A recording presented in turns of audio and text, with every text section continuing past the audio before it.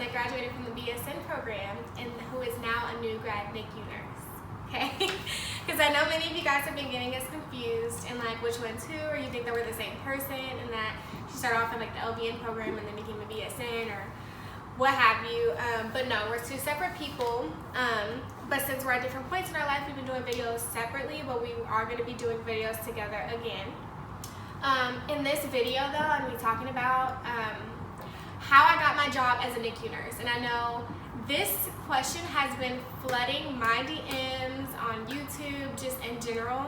And so I know, I mean, I get it because I wish I had a video like this when I was trying to apply for NICU jobs. And I think, you know, they had some Instagrammers that were able to like give me some clarification or whatever. But I honestly realized that I think everybody's path to become a NICU nurse is just completely different. But one thing that I will say is that I was told many times that I can't really get, like it's almost impossible to get a job coming out of nursing school as a new grad NICU nurse, but that is not true. So I'll at least be able to attest to that. So I have some tips for you guys. It's not that many. Some of them might be like free, so I can't tell you exactly how many, at least 6. But number 1, when should you apply? You need to be applying during at least during your last semester of nursing school. Like during our last semester, our whole semester was pretty much geared towards us finding a job, us getting our resumes ready, us getting our cover letters ready, just basically making our portfolio in a way. So that's what you need to be doing your last semester, and you need to be applying like nonstop. You'll be surprised, hospitals or jobs in general are just very slow to getting back to people. So you're like, if you start applying at the beginning of your semester, like you're on time, sis. You're not like early, it's not like doing too much. And also, at least in Houston, all of the hospitals and companies open up like at different times. You always have to be on the internet, staying on track of like when jobs are opening up or job openings are opening up. So that's something that I would do my last semester. 2, I would apply to residencies. That's the big thing here in Texas, okay? So I know like in other states they're like go to residency or like they apply mainly through jobs, and I get that. You got to do with whatever your state or wherever you're trying to work, like how they roll. And again, I'm living in Houston, so this is how Houston works. Like I'm in the medical center, so we're like saturated with nursing schools, we're saturated with hospitals. So this is how they find their people. So you apply through residencies. Now, when I will say, like I'll say, when it comes to NICU, I've heard a lot that it's really hard if you start off with something else to get into NICU unless you know someone. So I would also utilize that. If you can't, if you're no longer a new grad and you're trying to get into NICU, you kind of have to just keep going and keep going and keep going. And honestly, you might get that one person where in the interview where you really connect and they like resonate with you and they see how bad you want it and you end up getting the job. So don't let anybody tell you, no, if that's something that you really want, go get it, it's gonna happen. Like you have to put that in your aura, like nothing but like speak it, like claim it, it's yours. So when I'm talking about like new grad nurses and you're trying to get a job in the NICU, basically apply. But also, I know that you want to do NICU, but also think about maybe like PICU or anything in children in general. I wasn't just applying to NICU jobs. Now, let me say the majority of mine, I applied to all other PICU jobs. I just like critical care, and I applied to 1 ICU job or maybe like 2. And I did get an interview with those, but then I was just like, even when I'm in the interview, like I even realized like this is just not for me. And I could be even feeling like my aura, like I'm probably giving off those vibes that like I'm not dying for this job compared to when I did my NICU job. Like we were literally just like talking and we're bouncing off each other. I'm pretty sure they just threw like their whole question booklet away at some point because they were just constantly asking me questions based off my responses. So that's another thing that you want to be prepared for. 3, when you are, after you've applied, actually no, let me touch on the resume. A lot of people's schools, I've noticed they don't help them with their resumes, which is insane to me. I will attach my resume. I don't know if I'll actually have all of my actual information on there, but I'll at least attach the layout. Now, y'all know I am an aesthetic person. I I love my beautiful fonts and just all this like extraness, okay? When I turned my first resume in, she was like, what is this? My teacher is so funny. She's like, no. Shauna, she's no. Shauna, what is this? This is no. I was like, what? It's cute. She's like, it's cute, all right, but this is not what they want. So I was like, okay, that was so harsh. I probably had to turn in my resume to her about 3 or 4 times, and we were getting so frustrated. Like, a lot of us were dealing with that. We were getting so frustrated, but then we're like realizing we want everything to look like aesthetically pleasing, but that's just not what they want, apparently. So mine is just very, very bare. Like, it is so bare. To me, I honestly think my resume is ugly, but it did the job. Got the job, so it's fine. So I will upload that for you. What you have is, like, at the top you have your name, underneath you have your information, like your address, phone number, email. Under that, that's what you're gonna have your objective. Your objective is gonna talk about like what your objective is working as a nurse. Like, what are you aspiring to be, bring to the table, blah, blah, blah, that kind of thing. Like, what do you have to offer? But in like literally a sentence or 2 or max 3. And so I'll put mine on there so you can see what I'm talking about. It's very general, and you can also constantly like tweak that. Under that would be your education. Under that is your clinical experiences. And under clinical experience, when we say that, what we did, at least, you know, in the Houston Med Center, we put like the hospitals that we worked at in the medical center, and then like the like month to year type thing on the other side. Then you have your work experience. So these are any jobs that might be relevant or you think that might help you stand out a little bit more. Or even if it doesn't, just show, you can even be like one, like my teacher explained to us, you could be a person that's just steady. You know, like if they see that you worked at a job for like two plus years, 3+ years, honestly, like they're just like, oh, so this person can actually stay put, you know, and like they're willing to work and put forth the effort. They're just not like jumping around. And if you are, that's fine because we were young. But I'm just saying, that's just something to think about. Like, you might think, oh, it's not a big deal. I was working at Chick-fil-A for like 3 years. But they're like, oh, this person's a hard worker. They don't give up easily. You know, like they can stay put, which is what they're looking for kind of with our generation. Our generation is ready to dip, take the trips. They want to be travel nurses. They want to do all these other things with nursing. So a lot of us are staying at the bedside, and that's a concern right now. So that's another thing. Even if you don't plan on staying put, tell them that you're going to stay put. Trying to get the job. After that, that's like on them. Of course, you want to make sure that you're doing an amazing job while you're there. But if you have other goals and things in mind and you get a better offer somewhere else, like, I'm not saying don't take it, but they don't need to know that in your interview. So under work experience, that's when you have special achievements and opportunities. So that's when I have like scholarships, or when I was in the dean's list, honor roll. I did a study abroad trip with GAP Medics that you guys know about. I had that on there, and they actually asked about that in my interview, and we all like connected on that because I didn't know that my hospital, like, they do. The nurses will get together and go on a nursing abroad trip, mission trip in other countries, and they're like, that's something that they like love to do together. We were literally just like kin. After that, I was like, oh my God, I have to, like, can I be a part of this? Because that's exactly what I want to do. So under that, I have like certifications, and then so make sure that you have your CPR on there. And then I have my like vision and hearing screening, which you probably are going to do when you go to community health, so add that on there. And then under that, that's when you have affiliations. Now, affiliations is like when you're in professional organizations for nursing. I don't want you guys to think that that's not like a big deal. It's a big deal because they want you to see that you are like adamant about this field and that you want to contribute. So I'm a part of AWAN, which is the Women's and Neonatal Nurses Association, and then I'm also part of the Houston Area Association of Neonatal Nurses. So having that on there, that also I believe helps me, so that's just something else to think about. Next, make sure that you prepare and practice, okay? Like, just on YouTube, I still be stumbling over my words, and I was actually stumbling over my words in the interview, but just know that you are going to be ransacked with questions. I had 7 people in my interview. I had like 3 charge nurses, 2 bedside nurses,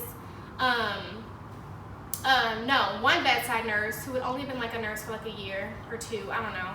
And then I had a nursing supervisor, and a nurse educator, all in the room, throwing questions at me left and right. But I was prepared, so a lot of the questions that they asked me, I had already like studied. So I'm gonna go ahead and like give you some. So let's see. Tell me about yourself. And with this question, they want to know like who you are. They don't want to be like, I'm 6, 7, whatever. Well, I'm about to say like a high schooler. I'm like, I'm 23 years old, and no, that's not what they're looking for. They want to know like, who are you? What do you bring to the table? I was like, I am a hardworking, very organized student. I have worked in the medical field for about 4 years in different areas, which I feel like have improved me as a caregiver in general. And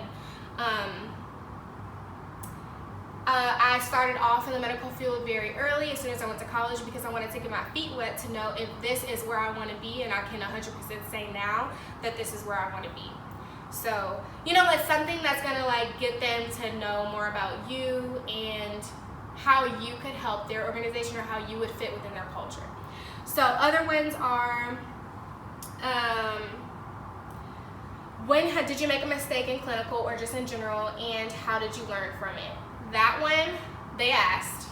I think almost every interview that I had asked that question. Be honest. And it honestly took me a minute, because I was like, oh, I haven't made any mistakes in clinical. Girl, bye. I made simple mistakes. So I literally told, I feel like everybody says the IV, not IV, I'm sorry. Well, people make mistakes with IVs too. But when they put the urinary catheter in wrong, and I was like, I don't want to give like a basic answer, which actually that hasn't happened, because every time my nurse would guide me, but I was just trying to think like, let's be honest here. When did I make a mistake?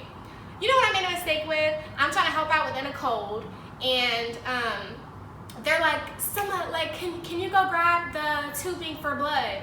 I'm like, oh, I could do that. That's so easy. All I'm doing is grabbing tubing for blood. Why did I come back with tubing for IV fluids in a cold?